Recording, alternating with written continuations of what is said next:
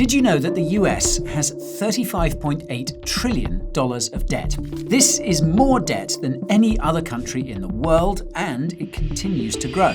In fact, if you converted that into a stack of $1 bills, it would reach to the moon and back 5 times over. Naturally, this has raised concerns that the US government could default on its debt. So today, we'll tell you everything you need to know about the growing concerns of a government debt default, what the US is doing about it, and what this could mean for the market. Let's dig in. Now, if you're unfamiliar with what a government default means, here's a bit of context. Most governments around the world make money through taxes and various fees. This money is, supposedly, used to fund infrastructure and institutions, so think things like roads, schools, hospitals, and so on. Although it's often used on stuff like military spending and buying votes. The problem is, most governments also spend way more money than they pull in. And this means they have to borrow money. Now, this is done by selling government bonds, which are sort of like IOUs with a bit of interest added on.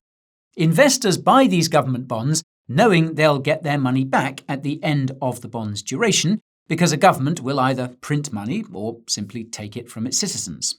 And this is why bonds are generally regarded as the safest investment out there. Now, the amount of interest a bondholder earns depends on several things, such as the bond's duration, how stable or reliable the issuing government is, and the buying and selling activity of market participants. These market participants can include anyone around the world, from individual investors to institutions and even the central bank of the country in question. Generally speaking, the longer the duration of the bond, the higher the interest rate will be for bondholders. And this creates the so-called yield curve, which normally goes up and to the right. We say normally because sometimes yields on shorter-term bonds are higher than those on longer-term bonds. When this inversion of the yield curve happens, it basically sends a signal that something is wrong with the economy. FYI, the US yield curve was inverted from July 2022 all the way until September this year, and was the most inverted it's been in over 40 years. Despite this, though, the US managed to kick the can down the road, and that was achieved through record levels of government spending. And of course, this spending wasn't paid for by taxes, it was paid for by borrowing. And this caused the US government's debt to balloon, leading to concerns that someday it won't be able to pay back bondholders, especially with interest rates being so high. If the government is unable to repay bondholders with the added interest, it will go into a contractual default. This would have some devastating consequences, not just for the US, but for the entire global economy. Consider that US bonds are used as collateral in the wider financial system. And by the way, if you're enjoying the video so far, pound that like button to give it a boost and subscribe to the channel for good measure. Be sure to ping that notification bell too, so you can see more content like this. So then, just what would happen if the US were to go into default? Well, the severity of the impact would depend on how long the US was in default for, but economists believe that even a brief default would cause a global economic crisis, while a long-term default would be catastrophic. In either case, the effects would be felt almost instantly. That's simply because it would cause instability in the US bond market. As I noted a few moments ago, US bonds are used as the primary form of collateral within the financial system, so instability at that base layer would cause issues. In practical terms, it would cause interest rates to spike on US bonds, causing interest rates to spike on everything from mortgages, credit cards, loans, government bonds, and everything in between. This would make it much harder for businesses to operate and would force many to go bust.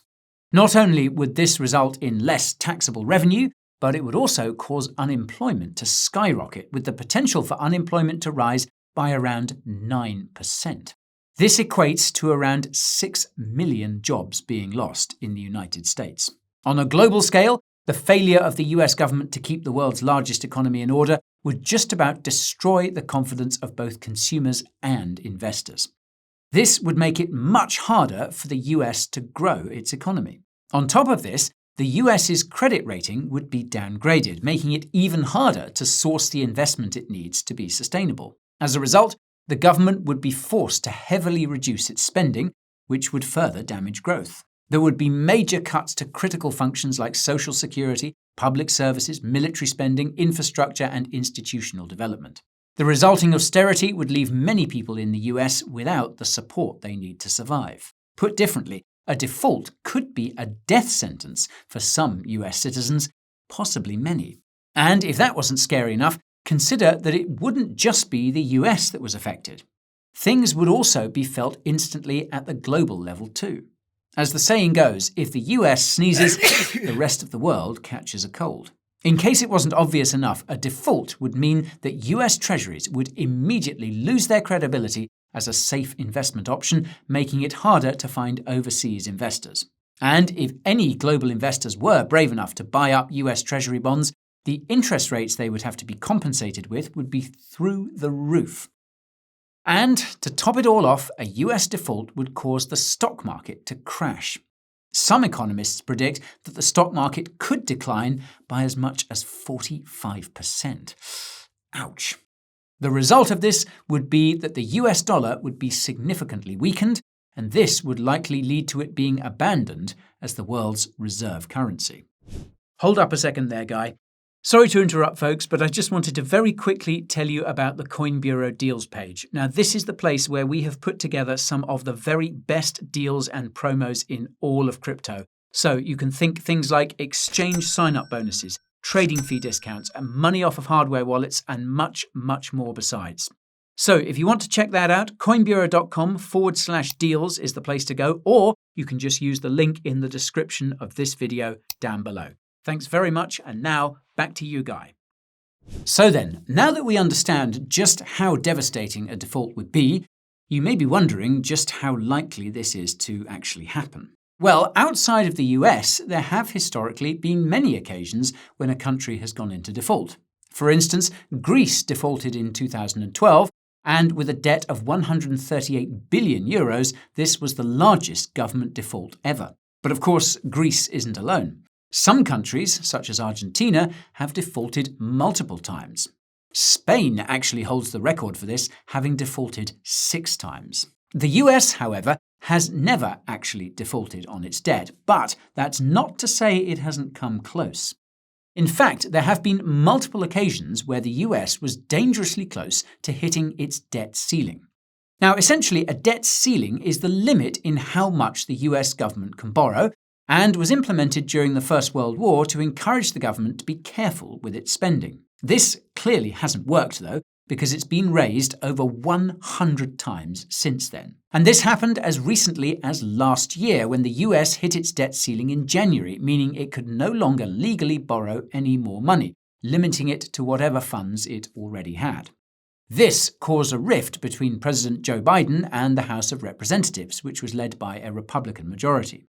The TLDR was that both sides knew that the limit needed to be raised, but couldn't agree on how much to raise it by. This caused political gridlock, which put the US on a very short timer. In fact, Treasury Secretary Janet Yellen said at the time that if politicians couldn't reach a consensus, the US would run out of funds by early June, known as the X date. While politicians in Congress continued to debate the issue, the Treasury resorted to taking drastic measures, namely by diverting funds intended for things like pensions towards funding government spending. This was all done in an effort to keep the X date as far off as possible, but a blog post published by the White House in May said that the X date was rapidly approaching. An agreement was finally made at the 11th hour, just days before it was too late. As a result, the debt ceiling has actually been suspended until the 1st of January 2025, meaning there's not technically a limit on what the US can borrow until then. And you can learn more about the US hitting its debt ceiling by checking out a video we released at the time. We'll leave a link to that in the description. Anyway, there have been growing concerns about the size of the US debt load, which has been growing pretty much parabolically since the 1980s. In fact, the only time since the year 1980 when the US was actually able to reduce its publicly held debt was between 1998 and 2001. In fact, over the last 100 years, the US federal debt has expanded from $394 billion to $35.8 trillion today, almost a 100x. With a US population of around 346 million, this equates to an average debt of well over $100,000 per person. Crazy stuff. Now, at this point, you may be wondering if there's a way that the US could ever get out of debt. Well, although it's a near impossible task, there are some steps Uncle Sam could take. The problem is, every one of them is highly controversial. Ironically, the option that's probably the most controversial would also be the most effective, and that's increasing legal immigration. As you can imagine, not too many people would be pleased about this given the recent surge in illegal immigration. The thing is that legal immigration would bring in foreign entrepreneurs and new tax-paying businesses to the US. It would also bring in a whole wave of workers from all over the world who would go on to pay US taxes. And not only that, but this would also mean more people doing the mattress dance, which in the long term creates even more workers and would massively boost the economy by driving up consumer demand, assuming these people can afford to have families, of course. Another controversial option is to raise the retirement age. This would be a massive middle finger to the elderly, but it would also result in more hours of productive work overall, as well as less payouts in retirement benefits. Alternatively, the US government could implement a national sales tax. This would feel incredibly unfair because it would make the cost of living even more expensive. But it would rake in money fast. Just think how much a government could bring in if it got, say, 5% of every purchase made. Another option the government could take is to tax foreign investments into things like the US stock market. This approach would minimize the social and economic side effects that could potentially arise as a result of the other methods. The problem here, though, is that it could discourage foreign investment to the point that it starts to hurt US bonds and even the US dollar. So then, it goes without saying that none of these solutions are ideal, and therefore they're not very likely to happen. So, instead, the question turns to what the US government can do to reduce the chances it would go into default. Well, thankfully, the US government does have a few options to repay its bondholders. The first option is to turn on the money printer and use this new money to buy back this debt with the interest owed. This is commonly referred to as inflating the debt away. But the problem with this approach is that you get, well, more inflation. As you'll know, this devalues the currency in question because the supply has been increased, but the demand has stayed the same, if not reduced. Another option is for the Federal Reserve to cut interest rates, something it did in fact recently start doing. In theory, this would reduce the interest on US debt, which should make repaying that debt much easier. In practice, though, this would probably have the opposite effect. That's because it would lead to protests from long-term bond investors who would have locked their funds away for a long time only to see their profits slashed. So, as such, the most likely solution would be more of the same. The US government will likely just borrow more money, which it does by raising the debt ceiling. Recall that this has happened more than 100 times in the past, so, well, it's likely to keep happening. This borrowed money would then be used to pay off old debtors, and thus the can gets kicked down the road once again. But, as we've discussed, this borrowing will only create more debt that the US, realistically, won't be able to pay back, and instead will just carry on inflating away. Now then, at this stage, you may be wondering, if the US is in so much debt, who's actually buying it? Well, as it happens, it's not just domestic investors buying up government bonds. In fact, other countries own around 30% of total US debt. The countries holding the most debt outside of the US are Japan, which holds over $1.1 trillion in US debt, followed by China with around $770 billion, and the UK with around $710 billion. What's intriguing is that Japan and China have reduced their holdings of US debt over the last 10 years, whereas countries like the UK, Luxembourg, and Canada have ramped up their holdings. Note that there's speculation that countries like China have been buying US bonds via third countries, which could explain the ramp up in bond holdings from smaller nations. Now, broadly speaking, there are two types of US debt. There's public debt, which is sold as bonds and treasury bills to outside investors, and intragovernmental debt, which is controlled by the government and isn't tradable. Governments will use the latter for things like Social Security, Medicare, and retirement funds. So, why do foreign countries buy US public debt? Well, there are several reasons. The first is that it can be resold on the open market, which presents the opportunity to make a profit. Alternatively, some countries will buy US debt simply because the dollar is the world's reserve currency. This makes bonds act as de facto bank accounts as they earn an interest rate in USD. Meanwhile, on a domestic level, the largest holder of public US debt is the Federal Reserve, the central bank of the US. The Fed purchases this debt as part of its operations to influence inflation and interest rates to control the overall money supply. Commercial banks will also buy up US debt as part of their reserve requirements and investment strategies. Other large holders include investment funds such as mutual or pension funds, which buy up bonds because they offer long-term stable income. And this is the same reason why state and local governments, insurance companies, and other corporations and institutions buy up US debt too. Stablecoin issuers have also been buying debt, but, well, that's a topic for another time. So then, how could a US debt default affect the markets? Well, in case it wasn't already obvious, the US going into default would be a global catastrophe. However, the reality is that it's very unlikely that this would ever happen. Put simply, that's because, regardless of who's in office, the US government will print the money it needs to buy back its debt and prevent a default. Naturally, this inflation will devalue the US dollar, much like it's been doing for decades. However, in the eyes of the government, this is the lesser of two evils. The alternative is that the US government defaults and the US economy and the dollar's value collapses entirely. Now, inflation is obviously bad for an investor's wealth. However, it would simultaneously be bullish for assets like gold and Bitcoin, which are often used as hedges against inflation. Although, it should be noted that just because number goes up in fiat terms, this doesn't necessarily translate to actual gains being made. Rather, the fiat currency is losing value against these assets, and this gives the illusion of profits. To give a quick example to illustrate why this is, consider that the average price for a house 50 years ago was around $39,000 in the United States.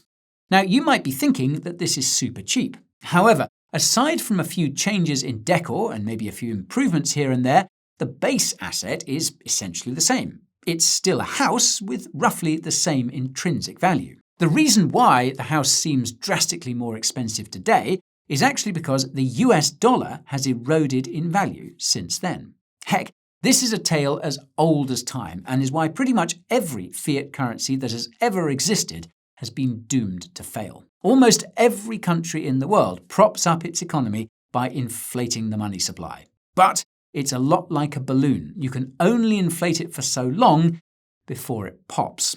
At that point, it's time to find a new balloon.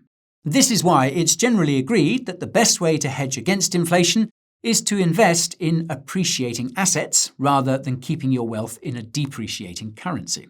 So, this could be physical gold, which is widely considered a safe haven asset, or it could be an alternative digital gold like Bitcoin, which, by the way, is the best performing asset of all time.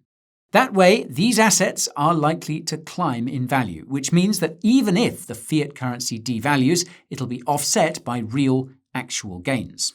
Not financial advice, of course. And if you want to start investing in BTC, remember to check out the deals page in the description to maximize your gains, ensuring that the only thing being inflated around here is your portfolio. Okay, folks, that's just about all for today's video. If you learned something new, show it by smashing those like and subscribe buttons and ping that notification bell to catch our next one. If you know someone who'd love this sort of content, then take a second to share it with them too. Thank you all so much for watching, and we will see you next time. This is Guy, signing off.